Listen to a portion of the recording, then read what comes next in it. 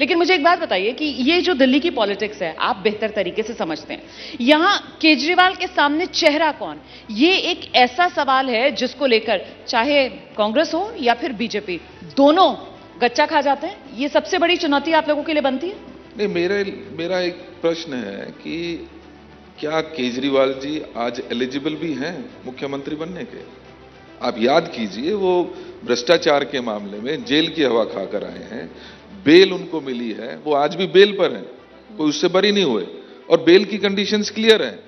आप CM office नहीं जा सकते, आप कोई फाइल साइन नहीं कर सकते। तो क्या दिल्ली की जनता केजरीवाल जी को इसलिए चुने कि वो ऑफिस नहीं जा पाएंगे और फाइल नहीं साइन कर पाएंगे? क्या दिल्ली की जनता एक बार पुनः उसी लड़ाई झगड़े के उसमें केजरीवाल जी को वोट करे कि जो काम नहीं हो वो केंद्र सरकार नहीं करने दे रहा, वो एलजी नहीं करने दे रहा? माफ कीजिए, आपने 10 साल में किया क्या है?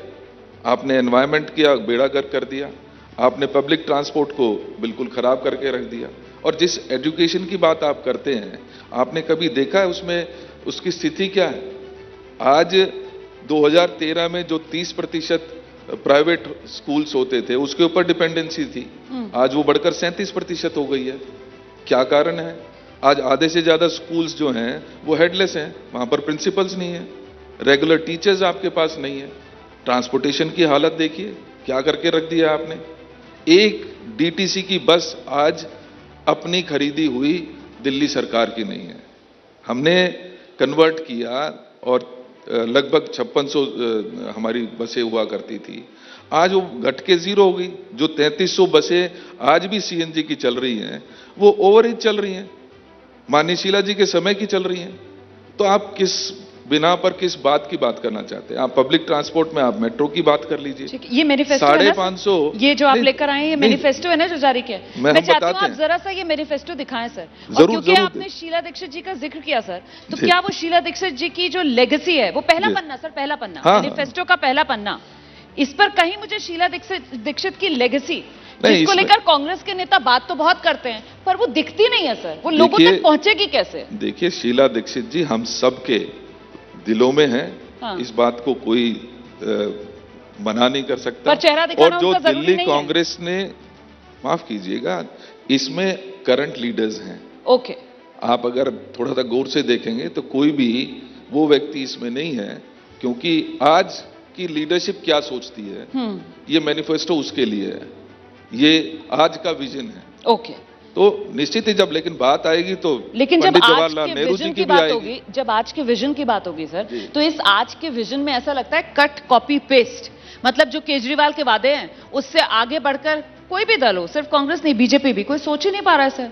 वही फ्री बिजली देंगे हम भी, महिलाओं को पैसे देंगे हम भी, तो ये तो केजरीवाल स्टाइल ऑफ पॉलिटिक्स की जीत हो रही है ना दिल्ली में। अगर मैं आपको थोड़ा सा पीछे ले जाता हूं, आज आप फ्री के नाम पर केजरीवाल जी को याद करते हैं, हमने उसको अपनी सोशल रिस्पॉन्सिबिलिटी समझा।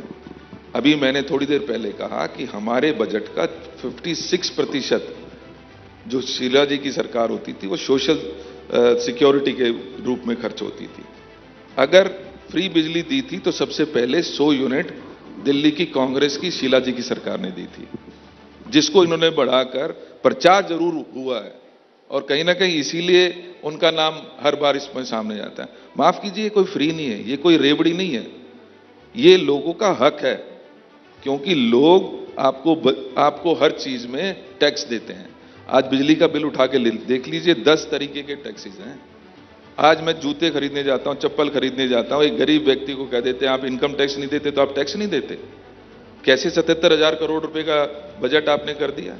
जीएसटी की सबसे ज्यादा कलेक्शन दिल्ली से हो रही है, और दिल्ली का गरीब आदमी जब वो टैक्स देता है तो उसको ये हक भी है कि उसको साफ पानी मिले, उसके बुजुर्गों को पेंशन मिले, उनको राशन मिले, उनको साफ पानी मिले, उनको बेहतर हॉस्पिटल। और नहीं, वो तो केजरीवाल कहते हैं ना, जो काम नहीं हो पा रहा है वो एलजी और केंद्र रोड़े अटका देता है। तो जनता आपको 10 साल 70 में से 67 सीट दे देती है, 70 में से 62 सीट दे देती है, तब भी आपके पास सिर्फ बहाने हैं।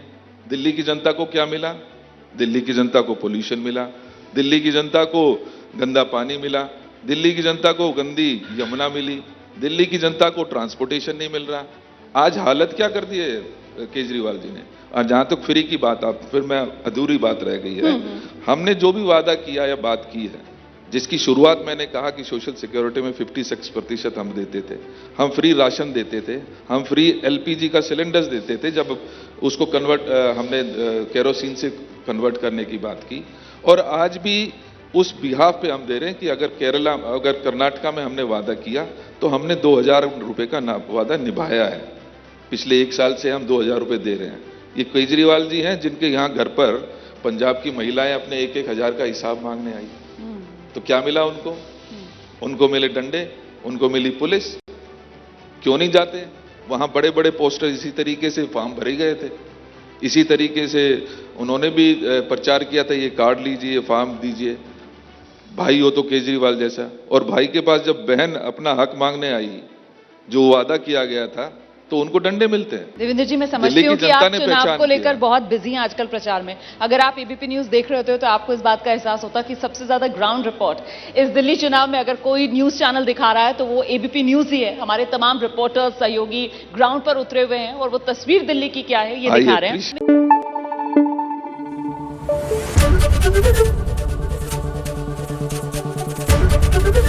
एबीपी न्यूज आपको रखे आगे।